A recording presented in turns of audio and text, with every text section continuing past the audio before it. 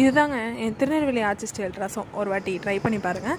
இதுக்கு நெல்லிக்காய் சைஸ் புளி எடுத்து ஊற வச்சுட்டு ஒரு தக்காளி ஆட் பண்ணி அது கூட ஒரு ஸ்பூன் மிளகு, ஒரு ஸ்பூன் ஜீரகம், அப்புறமே 3 பச்சை மிளகா எல்லாத்தையும் ஆட் பண்ணி குறைன்னு அரைச்சி எடுத்துக்கோங்க. இது கூட பூண்டையும் தட்டி சேர்த்துருக்கேன்.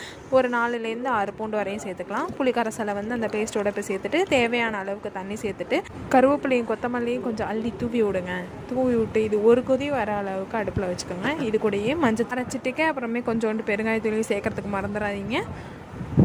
அப்புறம் ஒரு கொதி வந்துருச்சா, இப்போ ஒரு குட்டி சட்டி அடுப்பில் போட்டு இதில் எண்ணெயை ஊற்றி கடுகையும் பட்டை மிளகாவையும் தாளிச்சுக்கோங்க. தாளித்து நம்மளோட ரசத்தில் கொட்டிடுங்க. அவ்வளோதாங்க, மணக்க ரசம் ரெடி. வீடு ஃபுல்லாக கமக்குங்க.